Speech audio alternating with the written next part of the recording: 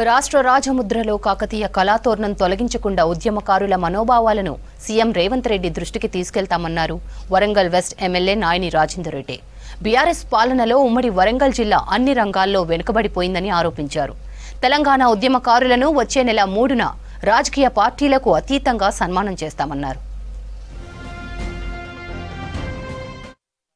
తోరణం తీసేస్తున్నారని, ఇంకేదో చారున్నర జరగబోతున్నదని, కొన్ని లీకేజీలు వస్తున్నాయని, వాటి ద్వారా మరో ఉద్యమం లేవబోతున్నదని, అంటే ఇవన్నీ కాకతీయ ఉత్సవాలు 10 ఏళ్లకి జరిగినప్పుడు ఎవరు మాట్లాడలేదే. లాస్ట్ కాకతీయ ఉత్సవాలు అనేది కిరణ్ కుమార్ రెడ్డి గారు, చిరంజీవి గారు వచ్చినప్పుడు కాకతీయ ఉత్సవాలకు 2 కోట్లే ఇచ్చిండ్రు, ఇది సరిపోతలేవని లొల్లిపెట్టిన వాళ్ళు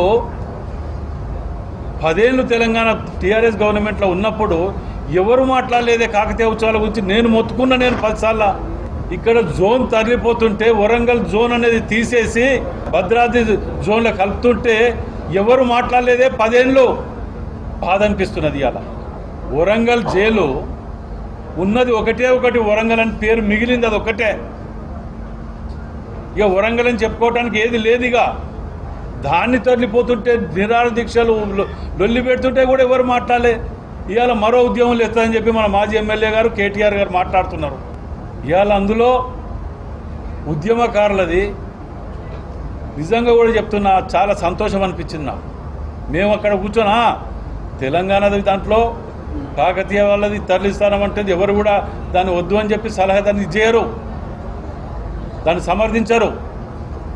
దాన్ని తప్పకుండా ఒక ఎమ్మెల్యేగా మేము, మా ముఖ్యమంత్రి గారు కూడా సార్ ఇది ఆలోచన చేయాలని అంటున్నారు, మరి ఇది ఆలోచన చేయాలని చెప్పిన వాళ్ళమే. మేము అంత ప్రేమ కళాతోరణం మీద ఉన్న వాళ్ళు ఉత్సవాలు ఎందుకు చేయలేదో మాకు దానికి జవాబు చెప్పాలి. ఉద్యమం లేదు అంటే పవర్ పోగానే ఓతిరుగా, పవర్ ఉంటే ఓతిరుగా ఉద్యమాల మీద ఏ పేరు చెప్పుకొని వచ్చి ఏ పేరు బతికినాం, ఉద్యమకారులను ఏ స్థాయిలో గౌరవించినాం, ఉద్యమకారులను ఏం చేసినాం అనేది చరిత్ర 10 ఏళ్ళు చూసింది.